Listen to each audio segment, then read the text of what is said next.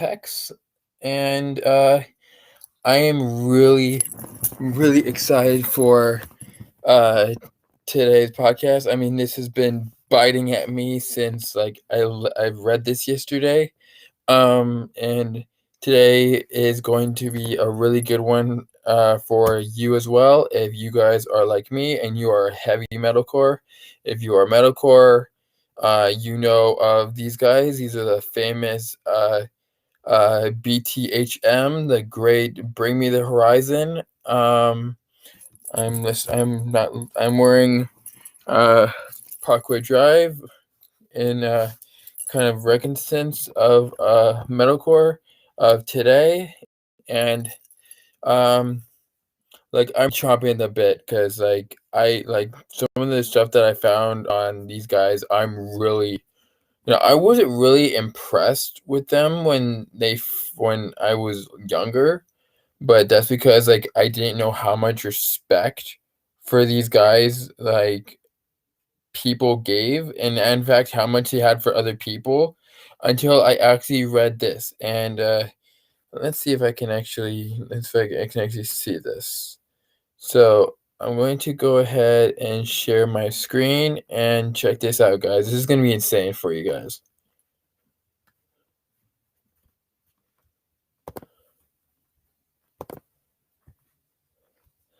Bring Me the Horizon got sued by Essence, but Amy Lee was a fan, so they worked together. Okay, and then go back here. And so honestly, guys, I mean, um, that is wow when I read that. Um, I think we all have our boundaries of our genres. I mean, for the past, how long in the scene, I've heard metalcore don't get along with death metal, and death metal and get along with metalcore, and then rock has problem with metalcore, and we're all like these bouncing balls back and forth, and we all have problems with each other, and we all love each other, then we all have problems with each other. But it really never occurred to me that Ollie Sykes of Bring Me the Horizon would actually show so much humility from Amy Lee in uh uh supposed understandings of lyrics. How the story goes, and I'm gonna share a few things. I'm not gonna share the screen because it's just words, but how the story went is that Bring Me the Horizon revealed that Evanescence once sued the band before it emerged that Amy Lee was a fan, and that before they emerged that singer Amy Lee was a fan, and they agreed to collaborate together. It says that Bring the Horizon, these big metalcore screamers that are taking the world by storm, was like, I'm like everyone else, confused, scared, and angry. Speaking to NME for this week's Big Read cover story, Ollie Sykes revealed the unusual way that Amy Lee came to feature on the new song. Now, there's a lot to go on this, but it says that um, on one of their 2019 album Amo, on Nihilist Blues, it says we ripped off one of their verses. It was subconscious. We didn't do it on purpose, but when it happened, we were like, we're not even going to argue.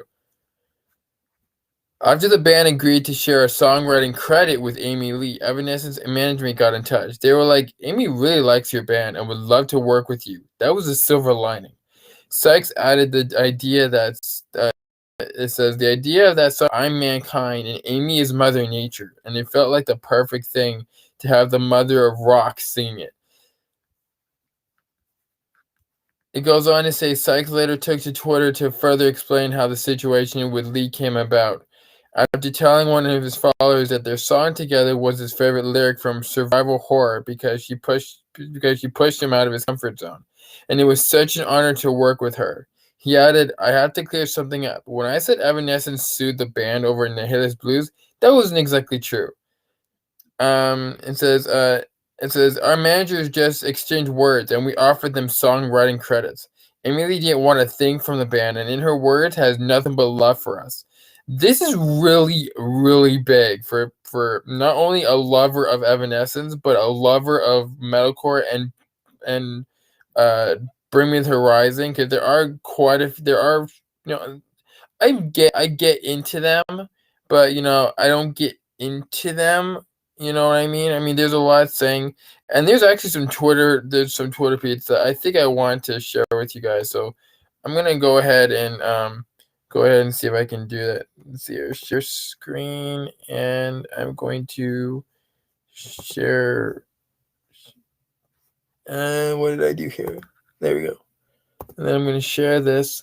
So check this out, guys. This is some tweets that from NME. It says, "I would probably have to say butterflies just because I've been trying to get that lyric in a song for about a year, and because the collaboration with Amy Lee Evanescence at Amy Lee EV was such a blessing. She pushed to keep the takes you hear on the record. I didn't think they were good." And that was twitter.com horizon anti-vis dot dot dot. I didn't get that.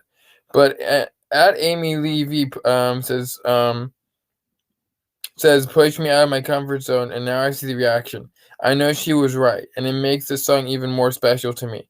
So crazy to work with legends like that. He called her a legend, which is insane. Because they are out of two different genres, which like really makes this, as an Evanescence lover, as much as a metalcore punk, I guess you want to put it that way. Like, there is actually love for this, for stuff like this. I love it when like cross genres show love for each other. That's just so amazing like that. So it says, so crazy to work with legends like that. To talk to them like that, if you were told 14-year-old me, I would jump off a bridge. And I had to clear and Oliver says, and I have to clear something up. When I said Evanescence sued the band over Nihilist Blues, that wasn't exactly true. Our managers just exchanged words, and we offered them songwriting lyrics. At Amy Lee EV didn't want a thing from the band. In her words, had nothing but love for us. Uh, and Amy Lee goes on to say, "Yo, don't quote me or I'll sue." And obviously she's joking. It says, "That whole story is actually really cool. Can't believe it brought us here. You guys deserve every good thing that comes to you. Congrats." I'm like, oh my god, this is absolutely insane. Okay, going back to screen. Stop sharing screen. And so this is amazing to people like me that are just not who are multi-genre. I'm not just metalcore. I'm not just thrash metal. I'm rock. I'm gothic. Like, there's different genres. There are different genres that partake to the music that I listen to, and whether it's Linkin Park, which is gonna be our next one, and then talking about Evanescence. um Ali Sykes has got some class when it comes to not only just his genre, but also about the genre of other people's genres also. I mean, nowadays you hear a lot of bands talk shit about one another. Uh, you hear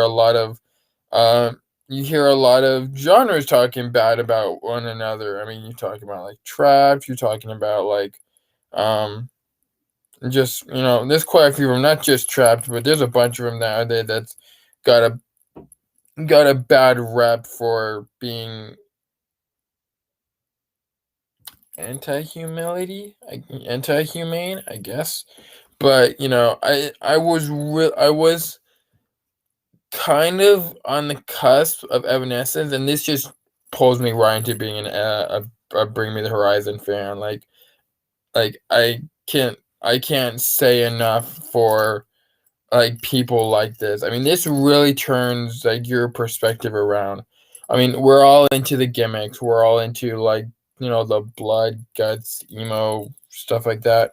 But, once you see that person, like, outside of the band, outside of the stage, outside of where the show happens, you really start to a view of their personality can greatly change your perspective, not just on their music, but on themselves. And I really consider that a really big thing. And so let me go on to the next one. And again, I'm going to share my screen again.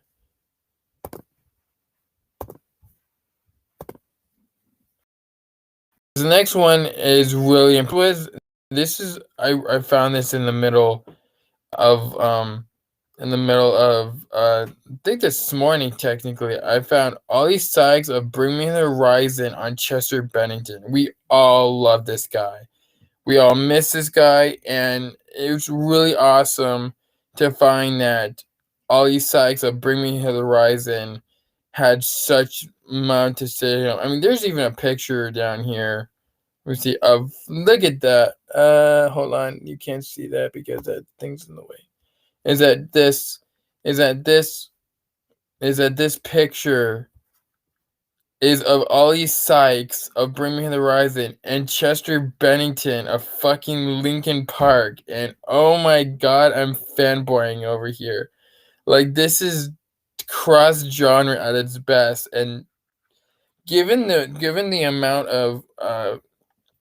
of magnitude that Chester Bennington had in his genre of new metal, if I'm not mistaken, this just says a lot. This just says a lot. So I'm going to go back and flip back my screen.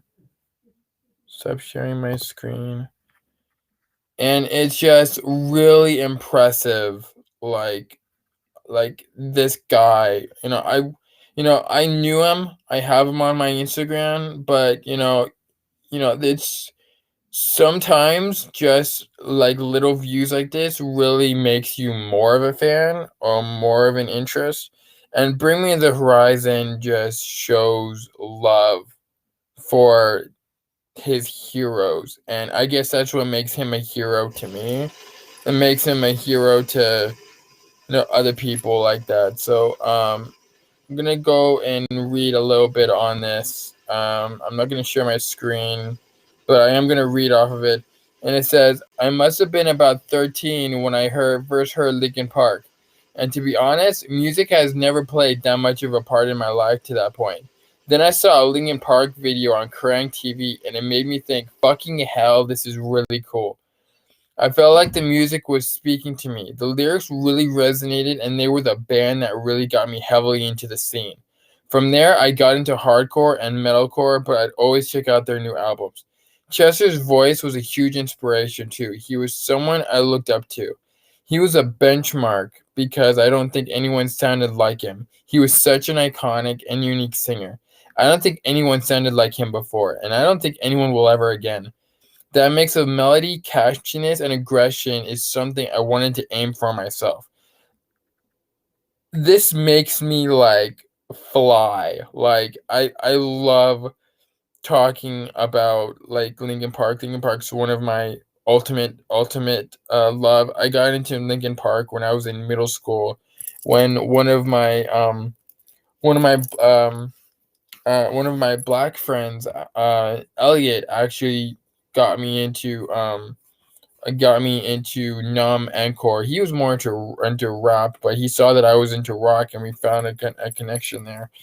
And he got me into Linkin Park. I started listening to In the End was the first one, and then I listened to basically Meteora and Hybrid Theory were the first. And after I found out my dad were into them, like it just kept going from there. The more I listened to them, then they were on Transformers. Then I mean, it just kept going and going.